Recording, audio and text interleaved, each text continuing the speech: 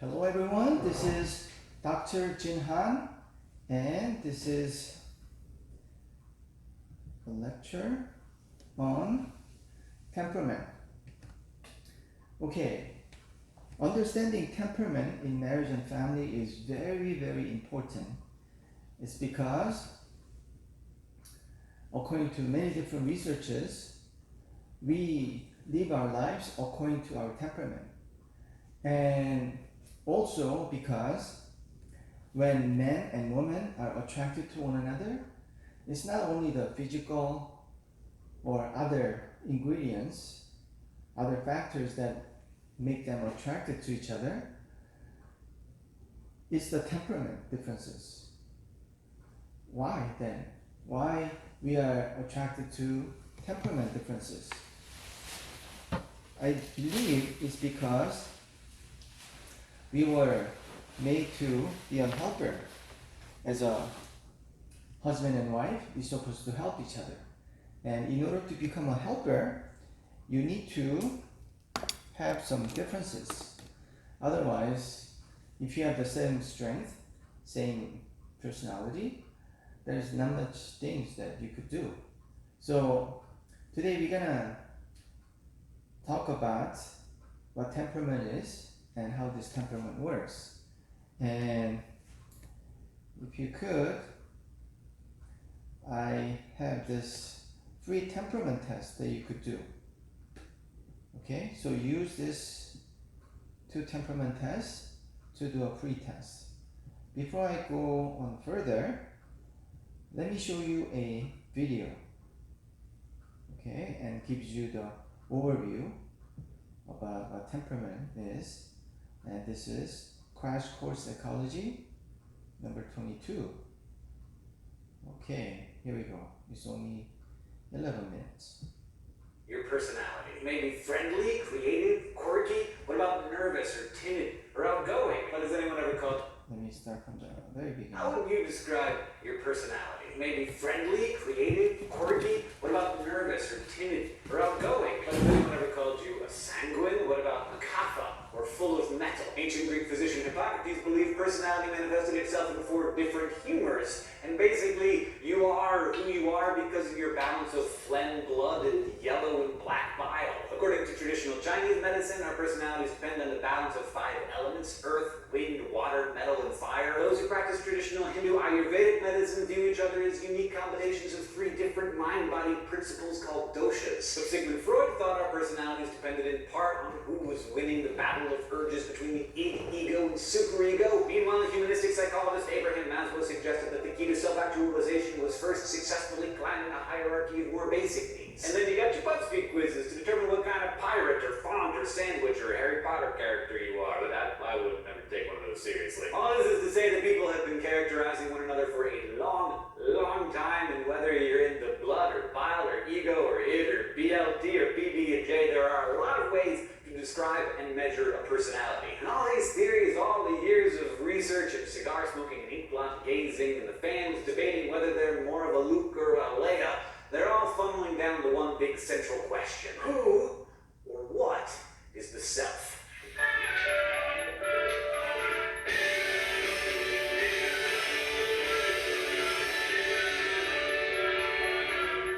Last week we talked about how psychologists often study personality by examining the differences between characteristics and by looking at how these various characteristics combine to create a whole thinking, feeling person. The early psychoanalytic and humanistic theorists had a lot of ideas about personality, but some psychologists questioned their lack of clearly measurable standards, like if there was no way to really quantify someone's ink blot response or how orally fixated they might be. So this drive to find a more empirical approach spawned 2 more popular theories in the 20th century, known as the trait and social cognitive perspectives. Instead of focusing on things like lingering unconscious influences or missed growth opportunities, trait theory researchers look to define personality through stable and lasting behavior patterns and conscious motivations. Legend has it that it all began in 1919 when young American psychologist Gordon Allport paid a visit to none other than Freud himself. Allport was telling Freud about his journey there on the train and how there was this little boy who was obsessed with staying clean and didn't want to sit next to anyone or touch anything. Allport wondered if the boy's mother had a kind of dirt phobia that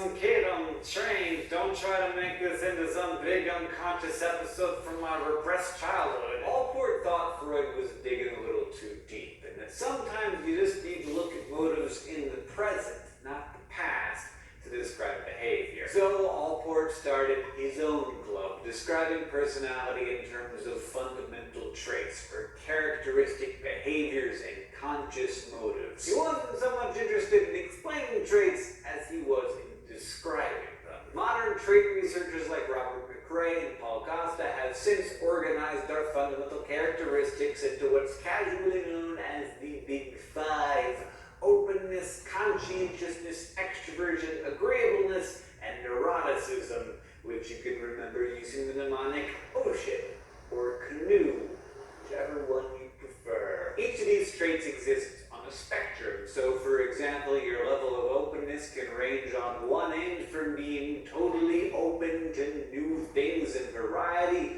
or wanting strict, regular routine on the other end. Your degree of conscientiousness can translate into being impulsive and careless, or careful and disciplined. Someone high on the extroversion end will be sociable, while those on the low end will be shy and reserved. A very agreeable person, meanwhile, is helpful and trusting, while someone at the opposite end may be suspicious or uncooperative. And finally, on the neuroticism spectrum, an emotionally stable person will be more calm and secure, while a less stable person is often anxious, insecure, and self-pitying. The important idea here is that these traits are hypothesized to predict behavior and attitude. Like an introvert might prefer communicating through email more than an extrovert, and an agreeable person is much more likely to help their neighbor move that couch than a suspicious one who's just glaring through the window. By adulthood, trait theorists will tell you these characteristics are pretty stable, but it isn't to say that they can't flex a little in different situations. Like that same shy person might end up singing Elvis karaoke in a room full of people under the right conditions. So our personality traits are better at predicting our average behavior than what we do in any specific situation. And research indicates that some traits, like neuroticism, seem to be better predictors of behavior than others. This flexibility that we all seem to have leads to the fourth major theory on personality, the social cognitive perspective. Originally proposed by our boho-beating friend Alfred Bandura, the social cognitive school emphasizes the interaction between our traits and their social context. Bandura noted that we learn a lot of our behavior by watching and imitating others. That's the social part of the equation.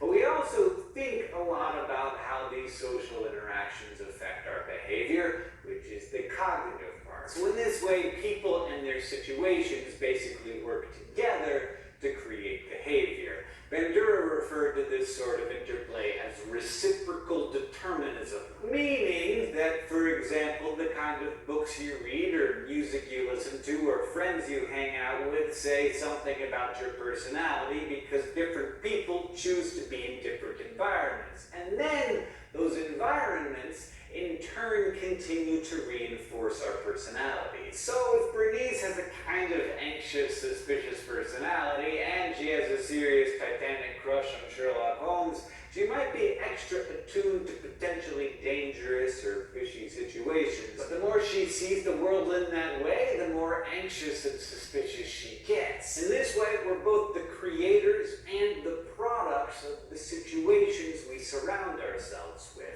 That's why one of the key indicators of personality in this school of thought has to do with our sense of personal control. That is, the extent to which you perceive that you have control over your environment. Someone who believes that they control their own fate or make their own luck is said to have an internal locus of control, while those who feel like they're just guided by forces beyond their control are said to have an external locus. Now, whether we're talking about control versus helplessness, introversion versus extroversion, calm versus anxious, or whatever, each of these different personality perspectives have their own methods of testing and measuring personality. We've talked before about how the psychoanalyst superhunk Herman Rorschach used his ink blot test to infer for information about a person's personality. We know that Freud used dream analysis, and both he and Jung were fans of free association. The broader school of theorists, now known as the psychodynamic camp that descended from Freud and pals, also use other projective psychological tests, including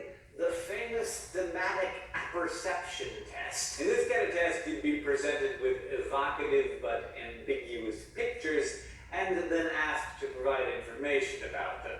You might be asked to tell a story about the scenes, considering things like how are the characters feeling, what's going on, or what happened before this event and what will happen after. Like, check it out. Is the woman crying because her brother just died or from a bee sting? Or is she a maid laughing because some royal just passed out drunk in his bed? Or perhaps the object of her long-burning affection is just confessed as love in a fever haze, all Jane Austen style, just having a mini breakdown in the hall. The idea is that your responses will reveal something about your concerns and motivations in real life, or how you see the world, or about your unconscious processes that drive you. By contrast with that approach, though, modern trait personality researchers believe that you can assess personality traits by having people answer a series of test questions. There are lots of so-called personality trait inventories out there. Some provide a quick reading on a particular enduring trait like anxiety or self-esteem, while others gauge a wide range of traits like our friends the Big Five. These tests, like the Myers-Briggs, which you might have heard of, involve long questionnaires of true-false or agree-disagree questions like, do you enjoy being the center of attention? Do you find it easy to empathize with others? Or do you value justice over mercy? But the classic Minnesota multiphasic personality inventory is probably the most widely used personality test. The most recent version asks a series of 567 true-false questions, varying from no one seems to understand me, to I like mechanics magazines, to I loved my father, and is often used to identify emotional disorders. Then there's how Bandura's social cognitive camp sizes you up. Because this school of thought emphasizes the interaction of environment and behavior rather than just traits alone, they aren't solely into questions and answers. Instead, they might measure personality in different contexts. Understanding behavior in one situation is best predicted by how you acted in a similar situation. Like if Bernice freaked out and tried to hide under the bed during the last 5 thunderstorms, we can predict that she will do that again next time. And if we conducted a controlled lab experiment where, say, we looked at the effects of thunderstorm noises on people's behavior, we might get an even better sense of what baseline psychological factors could best predict storm-induced freakouts. And finally, there are the humanistic theorists like Maslow. They often reject standardized assessments altogether. Instead, they tend to measure your self-concept through therapy, interviews, and questionnaires that ask subjects to describe both how they would ideally like to be and how they actually are. The idea is that the closer the actual and ideal are, the more positive the subject's sense of self. Which brings us back to that biggest motherhood question of them all. Who or what is the self? All the books out there about self-esteem, self-help, self-awareness, self-control, and so on are built upon one assumption, that the self is the organizer of our thoughts and feelings and actions, essentially the center of a personality. But, of course, it's a sticky issue. One way to think about self is through the concept of possible selves, like your ideal self, perhaps devastatingly attractive and intelligent, successful, and well-loved, as well as your most feared self, the one who could end up unemployed and lonely and run down. This balance of potential best and worst selves motivates us through life. In the end, once you factor in environment and job experiences, culture, and all that mess, not to mention biology, which we haven't even touched on today, can we really firmly define self, or answer certainly that we even have one? That, my friend, is one of life's biggest questions, and so far it has yet to be universally answered. What you learned a lot anyway today, right? As we talked about the trait and social cognitive perspectives, and also about different ways these schools and others measure and test personality. We also talked about what self is and how our self-esteem works. Thanks for watching, especially to our subbable subscribers who make credit. Okay, so that's an overview. So I do want you to take a time to do this test. You're not gonna have this test written on your original textbook, the note that I have sent you guys. So you could just jot this down and try this. And actually there's so many free tests out there these days.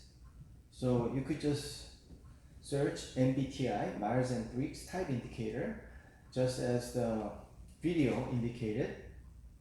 MBTI is the most widely used, and the MBTI center is pretty much everywhere in the world. So like in Korea, they have an MBTI center, so they could even make a comparison how Korean women are different from American women. And the interesting finding was that regardless of the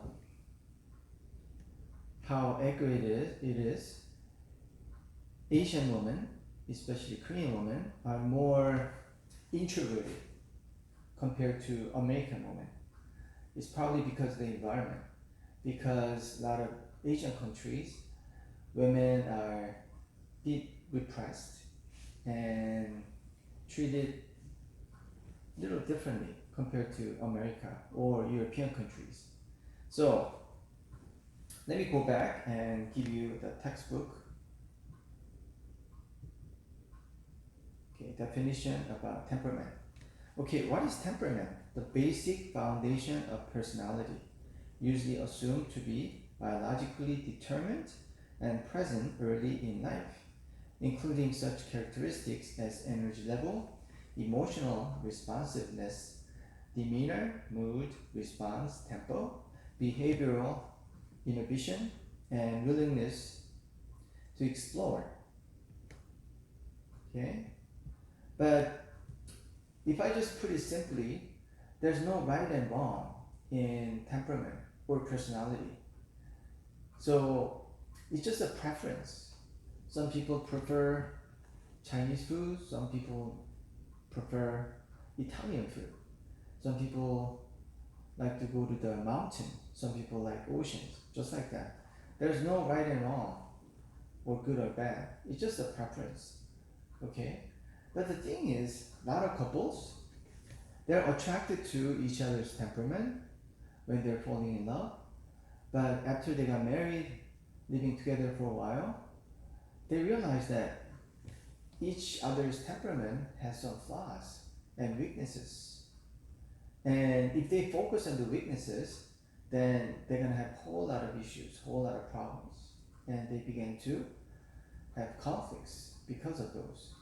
Okay, for example, I know a couple, they were attracted to each other because the husband is an incredible talker and he's an entertainer.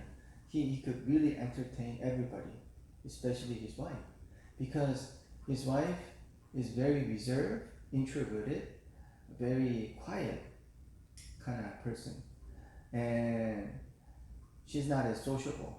So even though she did so well at school, so she was a professional already by the time she was only 28. Okay, she's a medical doctor. Okay, but then she just invested so much time and energy into just studying, and also at the same time her personality is not really attracted to just going to parties and doing all those things. So she spent majority of her time studying going to church, and try not to waste her time. So even though now she's professional, she makes really good money and all, but she didn't have many friends, and obviously she didn't have many dating experiences. And then she met this guy, eventually who became her husband, an incredible entertainer. They met at a church function, and then immediately they really liked each other because this guy could really make her happy, make her laugh, make her feel important, because he could always say nice things about her. And he has obviously tons of friends, and he knows where to go for meal and where to go for special occasion. He knows all the romantic places. That's because he had many girlfriends, and he just knows how to treat women in a right way. A lot of practices. And for the man, he was attracted to her because she was very neat. She's professional. She finished everything. But for him, he's still in college. Okay, for last 10 years, he's been attending school. He's a good guy, smart, but then he doesn't have the discipline. He's just too busy going to parties and entertaining himself. So he will start ambitiously each quarter, taking like 7 classes, but by the time the course ended, he barely finished like 2 classes. He dropped, most of the classes. That's how has it been. So he does have a job, but not as stable, and that's not the dream job he's looking for. He still needs to get his bachelor's degree and all that. So anyway, from the get-go, they fall in love. They really like each other, and every time he make a comment or say something, she will laugh. She will really compliment him. So they got married, okay, in a hurry. But then problem began to emerge from the honeymoon. So the husband went out to get some drink when they arrived at the hotel. Nice Maui, okay, resort. And then he's not coming back. He's supposed to come back in 30 minutes, but 2 hours passed. He hasn't come.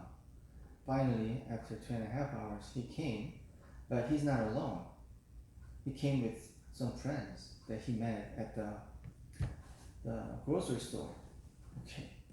He ran into some childhood friends, and they also came to Maui for honeymoon.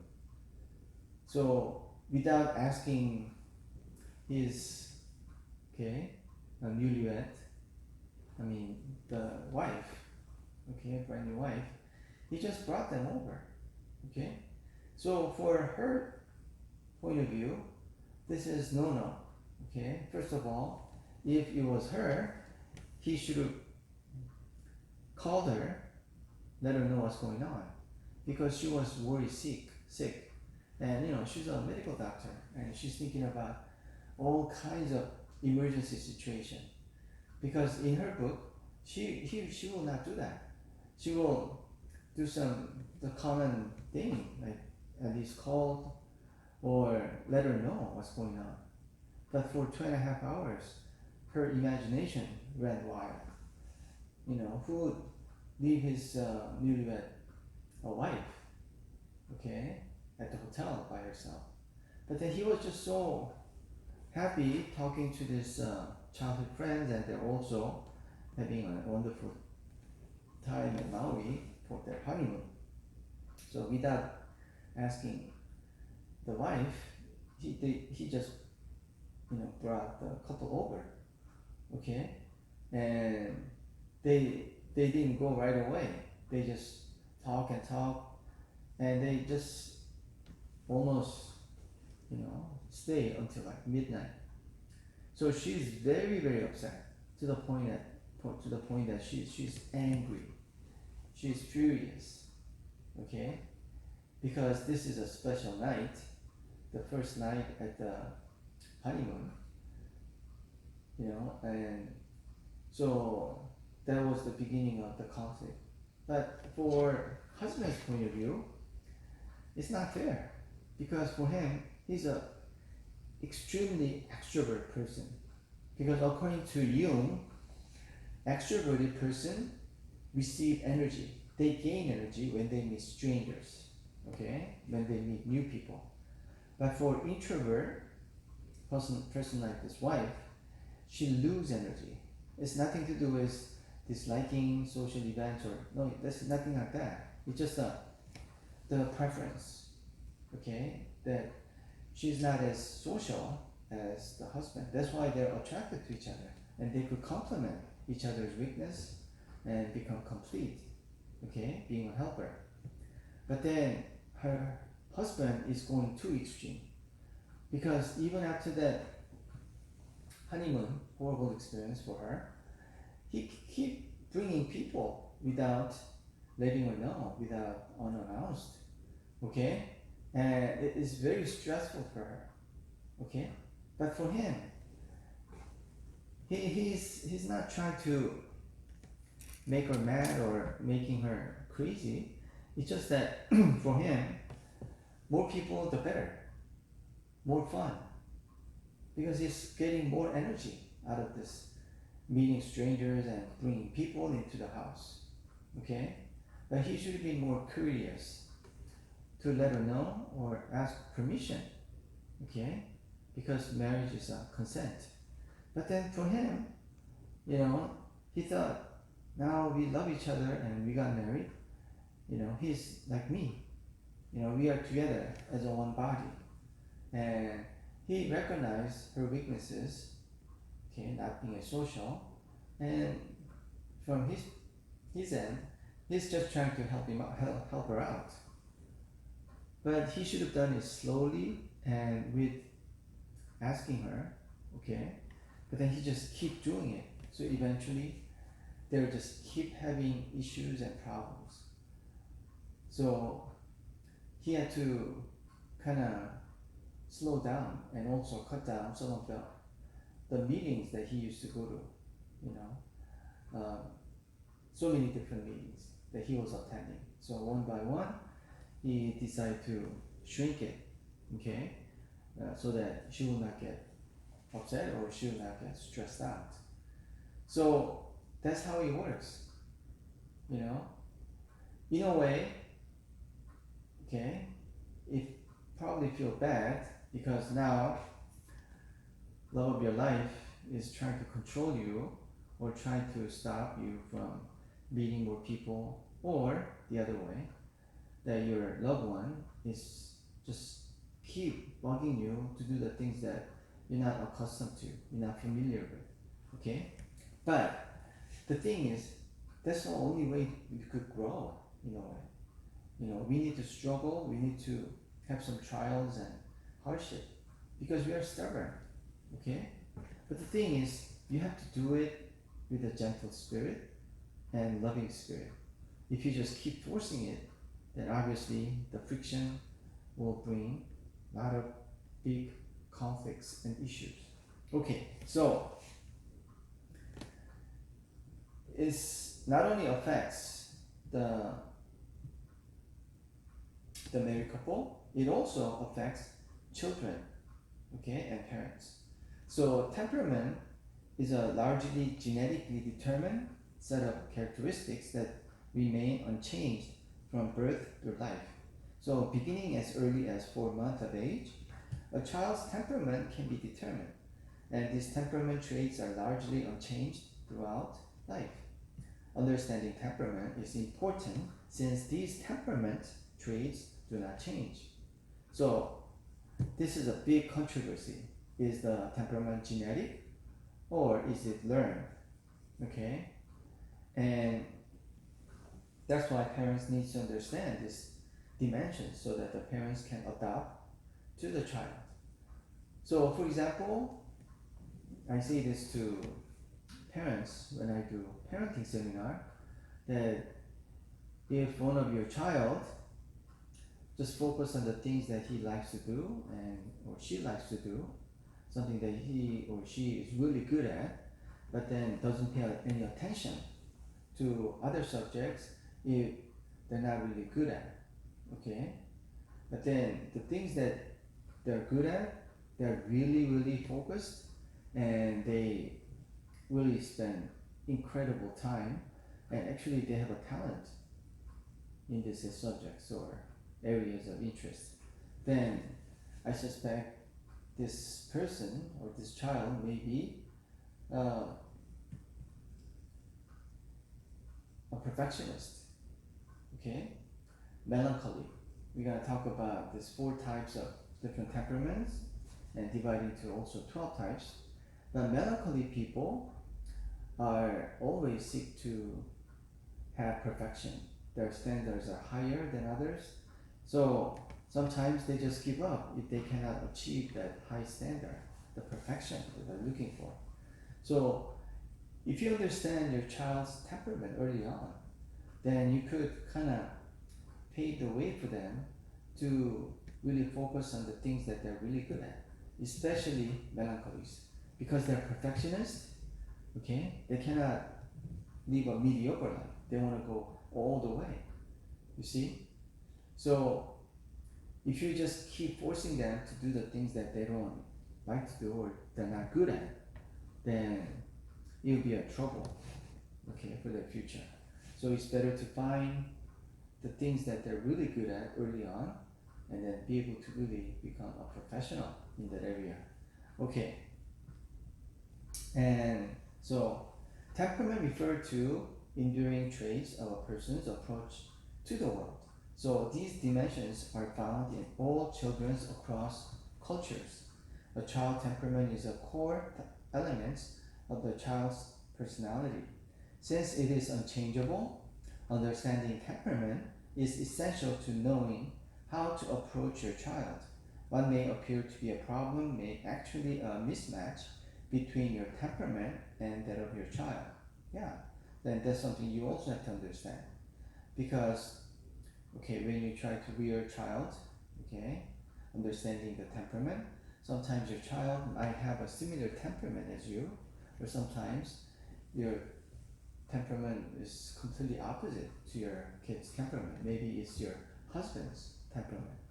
And I know the case where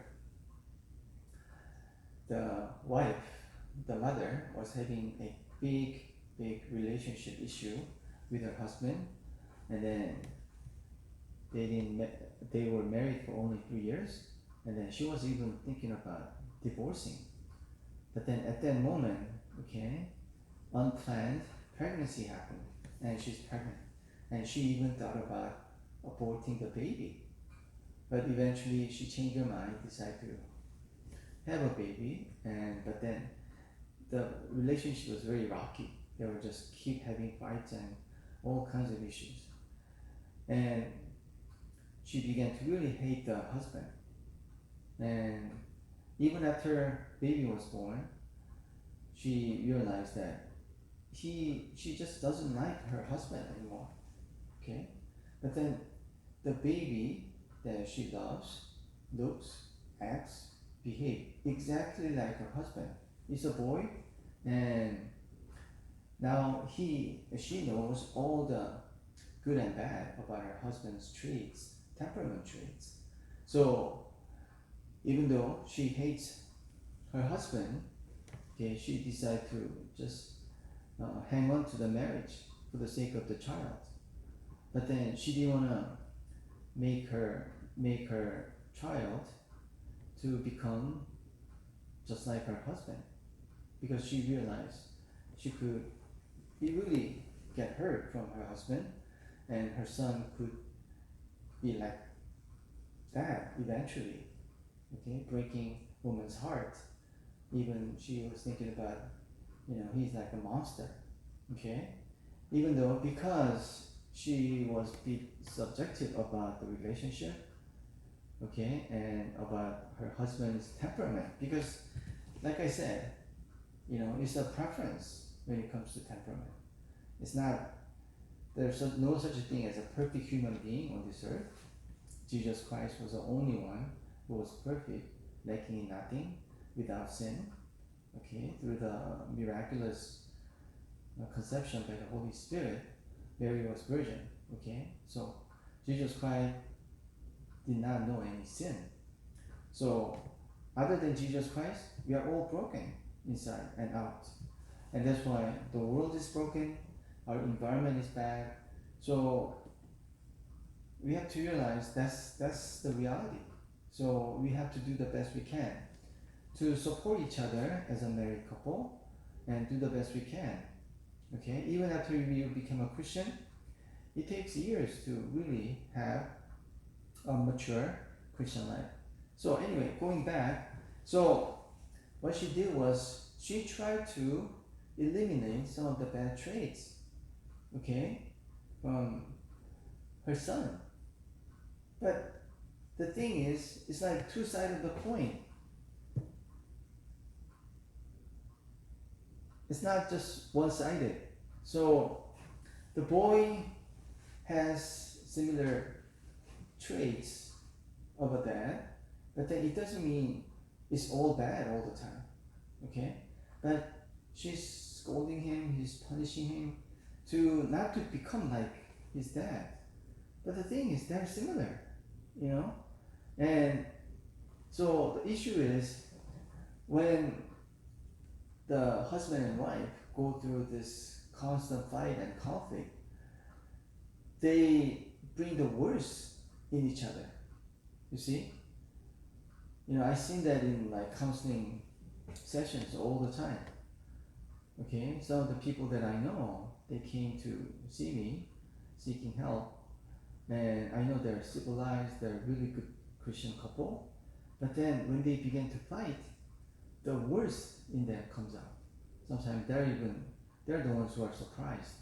I didn't know I'm so evil, okay, and she's bringing out the worst in me. You see, that happens, okay? So you have to be more objective about these kind of things. So that's why we need to understand temperament. Okay, so these are the things that you need to understand. Activity levels, physical motion during sleep, play, work, eating, and other daily activities, high or low, active or inactive. So obviously, kids who are extroverted, they have more energy.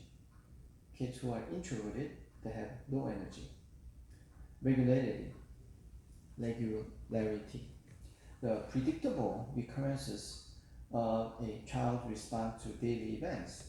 The rhythm of their body functions such as sleeping, eating, elimination. In school age children, regularity is observed as consistency, organization, or predictability. Is a child orderly with toys and possessions? Is a child's after-school routine the same each day? So predictable or unpredictable, you see? And initial reaction. The children's reaction to new people, places, things, food, and routine. For example, tries new food, refuses or looks it over, pokes it, and then tries a bite. Bolder, inhibited, approaching or cautious. You see, a lot of traits are one way or the other. Sometimes in the middle too. Adaptability, like initial reactions, but refer to children's long-term adjustment after the initial response. The easy or difficulty with which the children's first reaction can be changed. How quickly does the child make transition or adapt to changes in routine? How quickly can the child make a choice? How does the child react to last-minute changes? Fixable or rigid? Quick or gradual? Okay, there's more. Intensity. How much energy the child puts into a response? Is a child loud? How does a child respond to disappointments, praise, failure, surprise, or frustration? Intense or mild? Mood. What is child's dominant mood or overall pattern? Is child generally positive, negative, or in between? Okay, and distractibility. Is the child able to tune out surrounding sights, sound, or people, or continue without interruption? Or is the child distracted by outside stimuli? This is not the same as persistency. A child can be easily distracted, yet return immediately to the task at hand and stick with it until it is completed. How quickly can a baby be smothered? Okay, smoothed. Rarely or often. Soothed. Okay. Persistency or attention span. Persistency is the child's tendency to stick with an activity despite interruptions or outside distractions. Attention span is demonstrated by how long a child sticks with an activity when there are no interruptions, often or rarely, persistent or not, short or long. Okay, sensitivity. Sensory threshold or amount of stimulation requires to get a response. Watch all 5 senses: sight, hearing, touch, smell, and taste. Okay, non-reactive or sensitive. Okay, so all these things help to understand your child's temperament. Okay, before I go further, just wanted to make sure. So when it comes to temperament, the huge controversy has been, is it genetic or environment?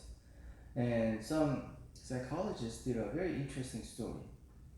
And what they were doing was, they believe it was genetic, but then what would be the best experiment that proved that it is born, not innate, it is innate, not nurture, nature versus,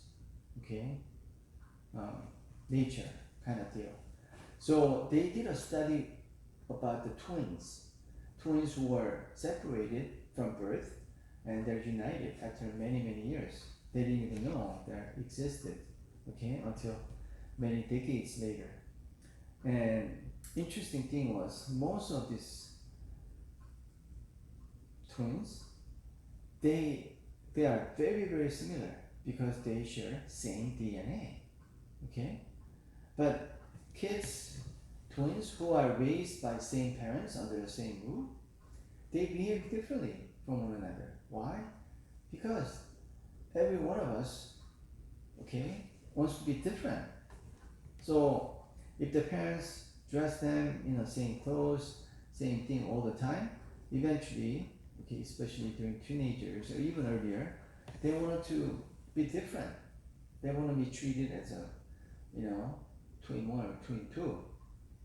We like individuality, But these twins who were separated from birth, they were raised in a completely different environment by completely different foster parents, But then their preference in clothing, food, lifestyle, even friends, and those longtime friends, since they know the friend really well, they will buy some special gifts for their birthdays and things.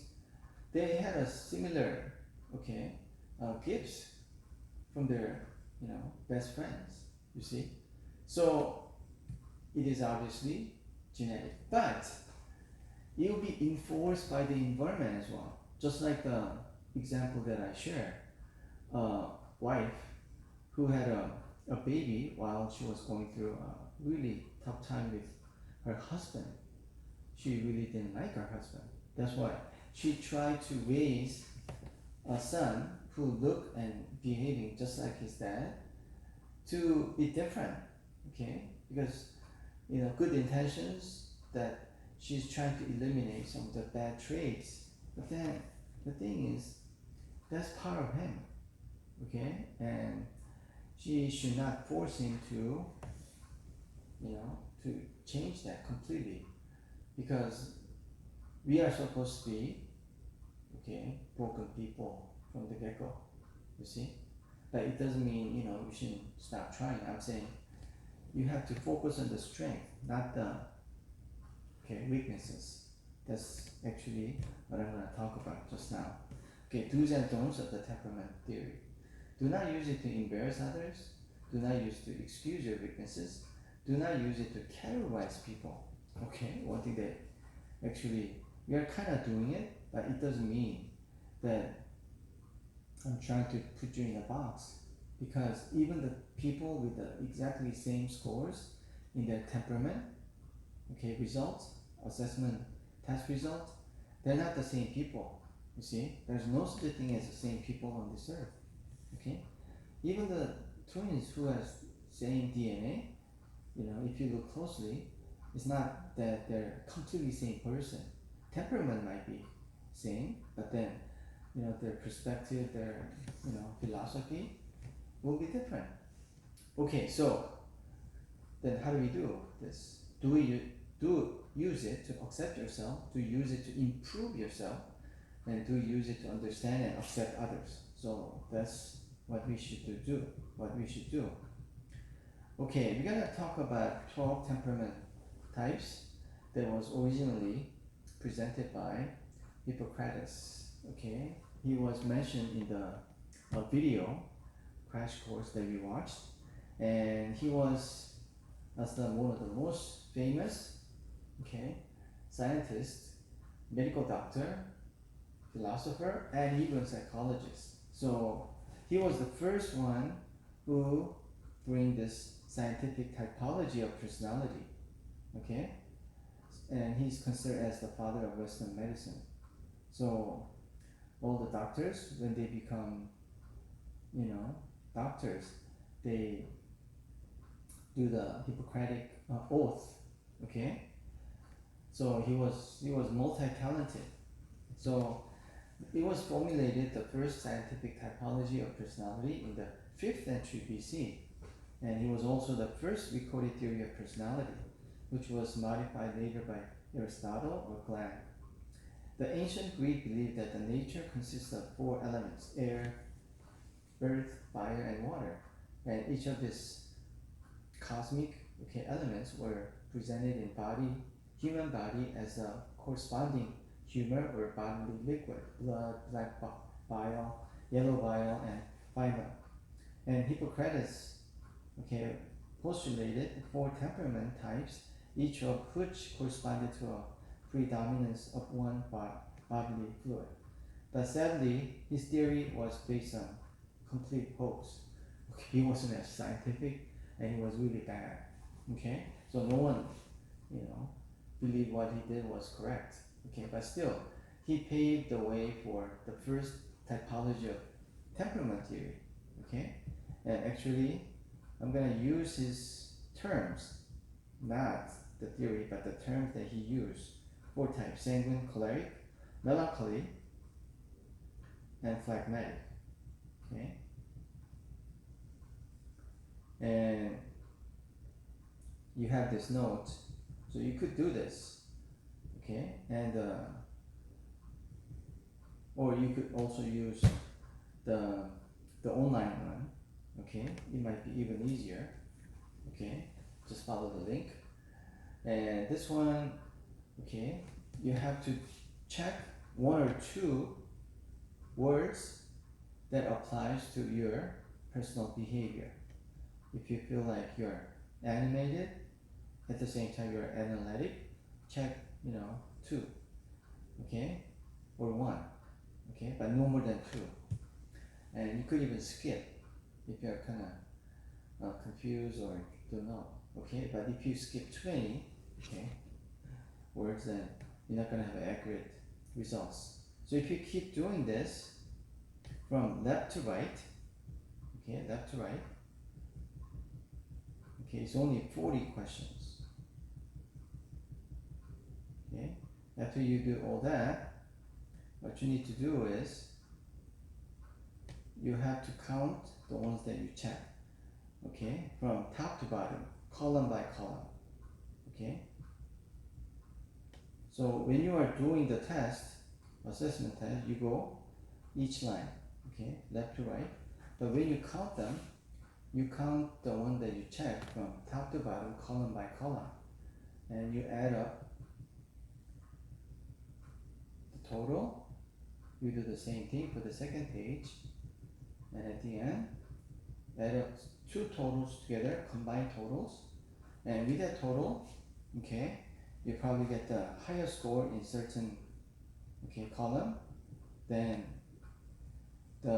usually you'll have at least two higher scores. Some people even have one higher score, two are the same, so three similar things. That's fine. After you read the descriptions of what it is, you might be able to be more pinning down what your temperament could be. Because actually the temperament is a combination of at least two or three. Combination of temperament. So for example, let's say you had 25, you have 19,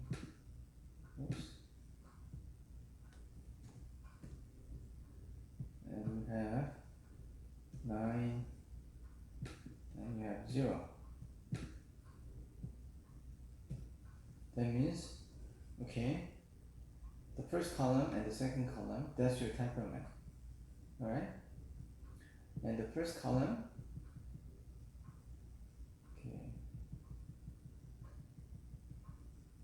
is sanguine, second column is choleric. So I hope it's not gonna give you bias when you do this temperament test. So you are sanguine, that's number one. Sanguine, choleric, because the highest score was sanguine, second score was choleric. And this test will be divided into 12 types. If you go all the way down to sanguine section, so you are sanguine, choleric, hedonist, rationalist. So you have the traits of a sanguine and also traits of a choleric, and that's how it goes, from choleric to sanguine to melancholy and phlegmatic. So it divides into 12 types, because each 4 temperament could divide into 3, you see? But other tests like DISC divide into 16 types, MBTI divided into 16 types as well. So at this moment, I'll explain about 4 types because of time. I'll just explain 4. And before I go on, let me explain that. Generally speaking, first 2 types, sanguine and cholerics, are extroverted. So you gain energy when you meet strangers, according to Jung. And melancholy and phlegmatic are introverted. So you lose energy when you meet too many people all at once, and especially strangers could be stressful for you. It's nothing to do with whether you dislike people or like people. There's nothing to do with that. It's just a matter of energy. So there's some combination like, you are extroverted at the same time you're introverted. Sanguine, melancholy, and that could happen. King David is a prime example. He was sanguine, melancholy. Sanguine is a hedonist. He's a butterfly, promoter. And so they are the most extroverted people of all. So whenever David go on a battle, or when he danced, he went kind of crazy. Very extroverted. And he was also a very diplomatic person. But at the same time, when he's alone with God, he was a poet. He written lots of songs himself, and also he was a musician. Okay, very artistic. So he had both of the world within him. Okay, kind of interesting, right? So let me now explain 4 types.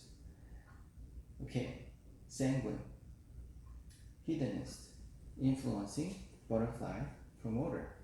Okay, and summary is the most important.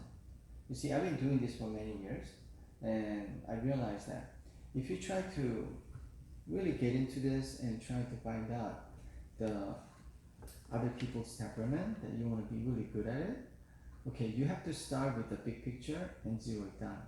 You cannot just start from, okay, because there's so many different combinations of temperaments. So you start from very easy ones, like, is he extrovert or introvert?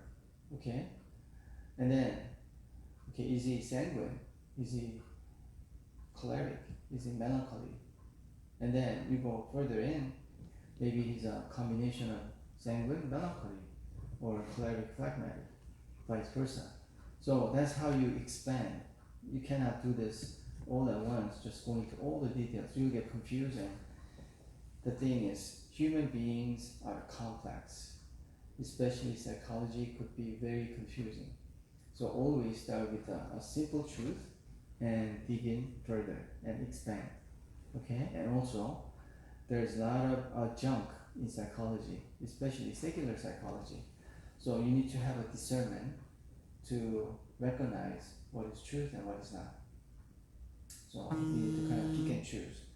Okay, going back, the sanguine's role is a star. Goal is have fun and applause. Okay, and there's nothing wrong with that. They're just very entertaining people. Okay, and they want to be a star. So whenever I see people with this potential, especially when I was doing my ministry in youth, okay, group, I'll intentionally choose sanguine students to make announcements and also, you know, invite them to be the praise team. They love to sing and dance and all that, and try to give them some light so that he could, you know, do like MCs and things like that, and they excel in those roles. You see, if I ask melancholy to make an announcement, they'll freak out, okay, because they're shy, okay. And direction is happy way, okay. They want to be happy, and they bring a lot of happiness into the group whenever they walk in. Depression, when life is no fun, there's too much criticism. Okay, the thing is, they are very, very emotional oriented. So a lot of times, sometimes they say things they shouldn't say. They reveal things they should not reveal. Okay, in a negative way, they're really big mouth. Okay, and so they're so-called open book. They cannot hide a secret. They have to blur it out. Okay, mask is personality clown. So whenever they're under stress and they're under emergency, okay, their defense mechanism is they want to bring more happiness to the people, and they want to kind of cool everybody down by being a personality clown. Okay, so what's their strength? Appealing personality, talkative, storytelling, life of a party, okay, good sense of humor, memory for color, physically holds on to, listener, emotional and demonstrative, enthusiastic and expressive, okay, sincere at heart, always a child. They have a very childlike heart, and more than anything, they just bring fun into the group. They bring energy, okay, they're like an energizer. And okay, how about their emotional weakness? They're a compulsive talker, exaggerates and elaborates, dwells on trivia, can't remember names, scares others off, too happy for some, okay, has restless energy and all those things, okay. Seems phony to some, never grows up, okay. You could look at other areas. So what kind of potential in their vocational? What's the best vocational, okay, career they could look for? a lot of times there are people-oriented salesman types who excel in public relationship, people helping, anything that requires charisma. So there are a lot of salesmen who has the sanguine personality. There are actors also, entertainers, ministers, and hospital workers. So they cannot work in a cubicles doing same thing over and over again. Rather, they are constantly, are curious. Meeting new people is the best job. So you will see a lot of sanguines at the used car parking lot. Okay. Biblical characters. Okay. Typical sanguine was King Saul, Aaron, and sanguine cleric was Peter. Okay. So Peter, for example, not only he was very emotional, but at the same time, he had a leadership. Okay, he did have a cleric. So that's why he was one of the top leader, from early church era. Okay, and as I mentioned earlier, sanguine melancholy, David. So David had a very interesting personality. He had both extroverted and introverted temperament. Okay, famous character, President Ronald Reagan. Okay, and Joan Rivers. Okay, let's move on. So they're saying that when sanguine walks into the room, their mouth comes in first, body follows. They're really talkative. They're good people. All right. Oops, what happened here? I see two. One. Okay, sorry. Run back. Okay, cleric. Clerics are rationalist, dominance, elephant, and controller. So from butterfly to elephant, the role is the director, goal is have control, direction is my way. Happy way to my way. Okay? When do they get depression? When life is out of control and there's no appreciation. It's all about control and results. Okay? And when they're under stress, they wear a mask, and their mask is power and anger. How interesting, right? Okay, sanguine was personality clown. Okay, they want to be your friend. But for clerics, they're the type of people that before you get hit, you hit first, kind of deal. Okay, so there's a saying that best defense is offense, and clerics are the ones who will do that. So power and anger, they will, hide behind that. Okay. Emotions. Born leaders.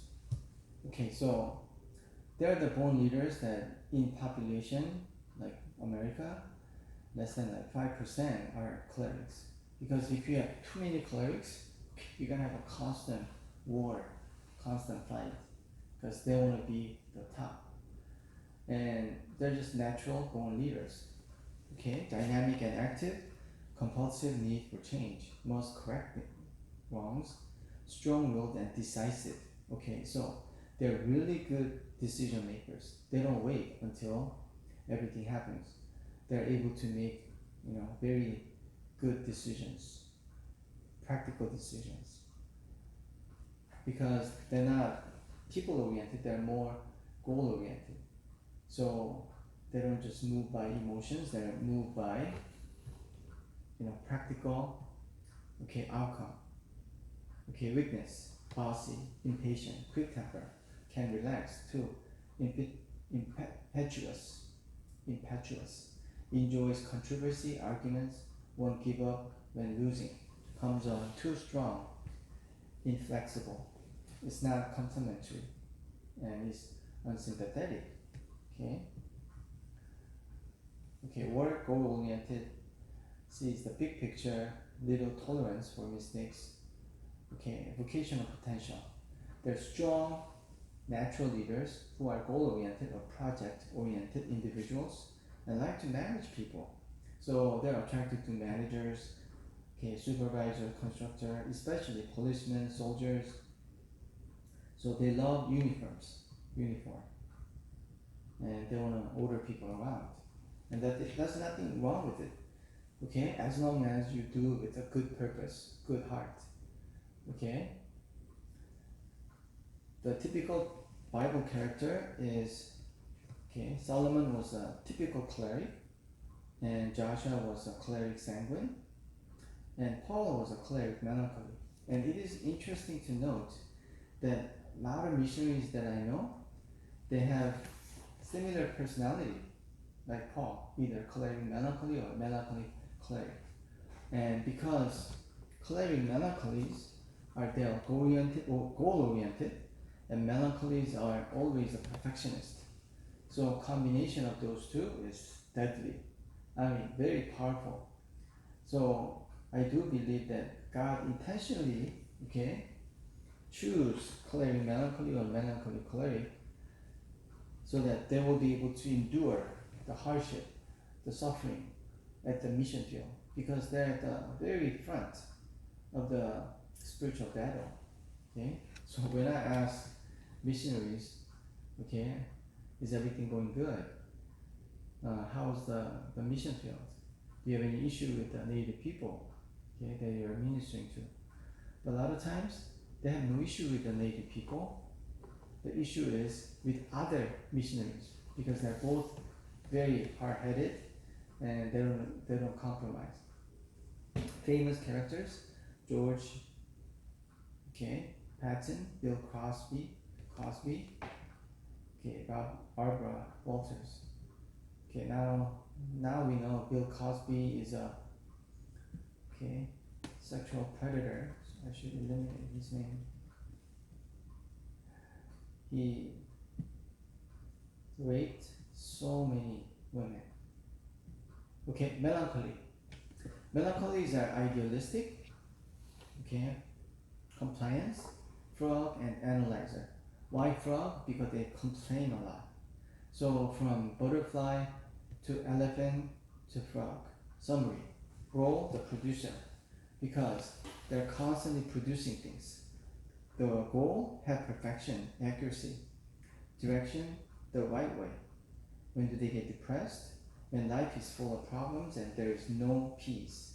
But the thing is, because they're seeking right way all the time, their standards much higher. They're idealists. So they seek problems. They also see problems that other people cannot see. Okay? So because of their temperament, they become professional. Okay? They have to go all the way. Okay? They don't stop until they have that perfection. So what's the mask? Peace and empathy. But they're not having peace. They're always looking for perfection. So what's their strength? Deep and thoughtful, analytical, serious, purposeful, talented and creative, artistic or musical, philosophical or poetic, appreciative of beauty. Weakness: remember the negatives, moody and depressed, enjoy being hurt, have false humility, off in another world, low self-image, have selective hearing, self-centered. 2. Introspective, guilt feelings, persecution complex, okay, and all those things. So they are very, very, okay, introspective, and they're perfectionists. That's the key word. Okay, so from happy way to my way to right way, which is the hardest? Obviously, right way is the hardest. So it's the group of people that they're the group of people that hardest to convert, okay? Because you cannot just win them over by saying few things. You need to have the whole Bible study from Genesis to Revelation, and even systematic, okay, theology, okay, and all that. And so it'll take a while because they're very, very critical and they're very intellectual. But at the same time, when they become a converted Christian, they will never change. They will stick to it. Okay, very serious people. So for vocational potential, they're okay, creative, analytical individuals with strong perfectionistic tendencies who often have aesthetic traits. So they become composers, artists. Oops. Going back.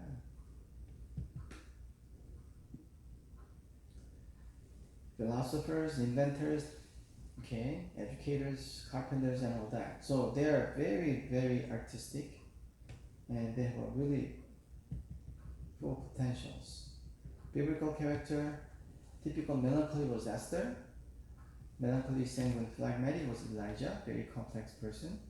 But more than that, Moses was melancholy, phlegmatic, choleric. Okay, he lived in a duality. He was born as a Jew, a slave, okay, boy, but then he was adopted to the Egyptian princess. So he was living in a palace as a prince. So he was always torn, and even his temperament was complex. Okay, also the famous character, President Jimmy Carter was melancholy. Albert Einstein was melancholy. Okay. Okay, last one. Oops.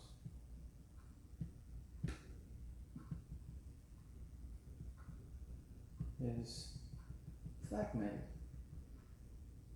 Okay, so phlegmatics are traditionalists, steadiness, total, and supporters.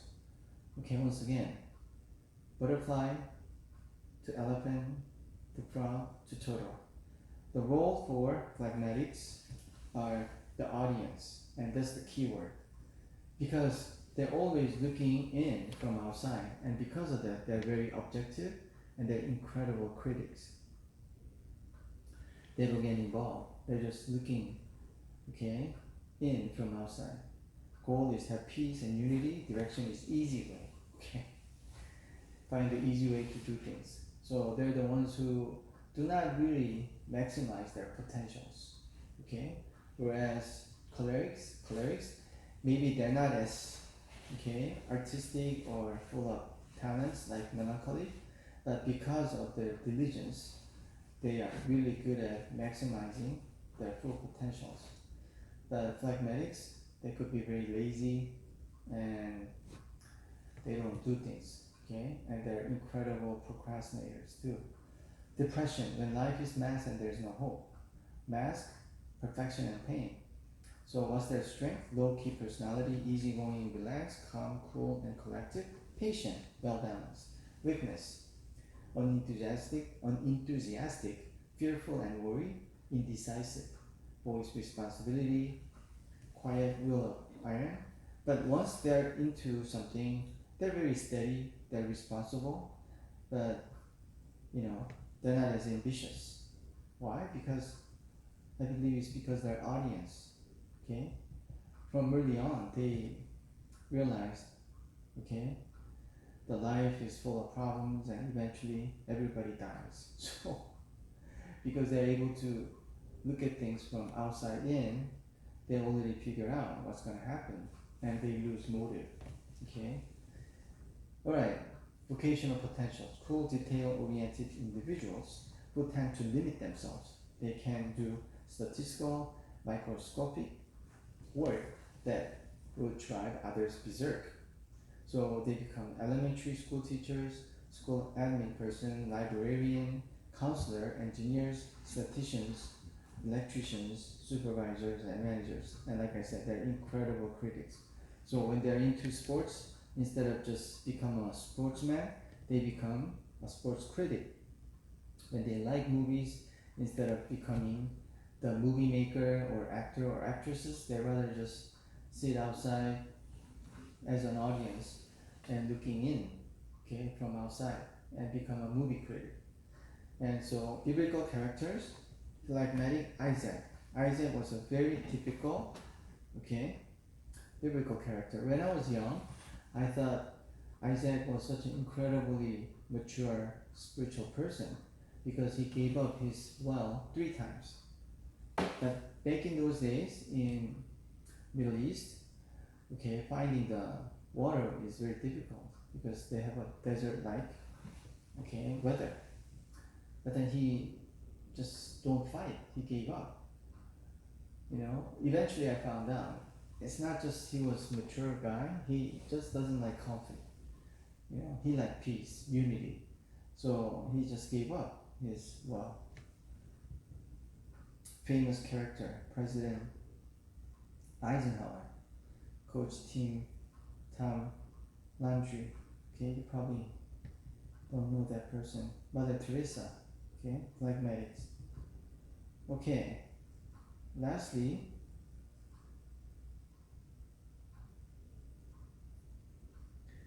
compatible mate selection.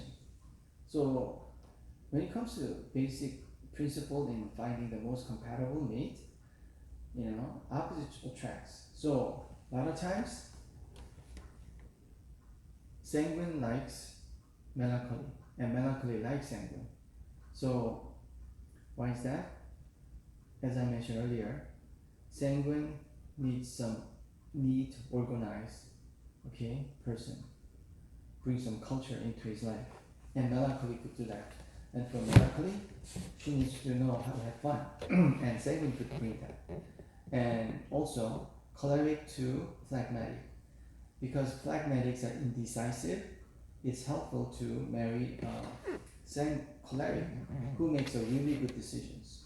Very practical decisions. And vice versa. Relationship. I'll close with that. So how to relate to various temperaments. So for sanguine, you just have to accept and only relational. Let him talk a lot and remain a good listener. All you have to do is listen. So in my counseling experiences, the easiest person to counsel is sanguine. You just have to listen. I didn't say a word, but after the session, the patient will say, "Oh, that was the greatest session I ever had," even though I didn't say much.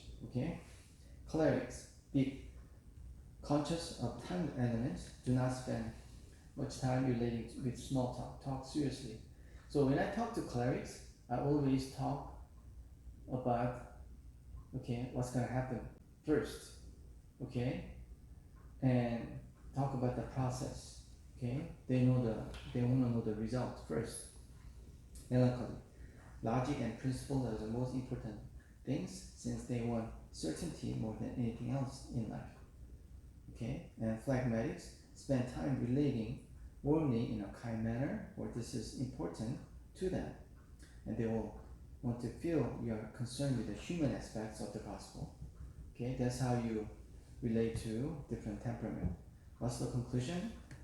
As I mentioned earlier in the very beginning, you have to accept your weakness as well as your strength, but focus on the strength, not the weaknesses, because we all have it.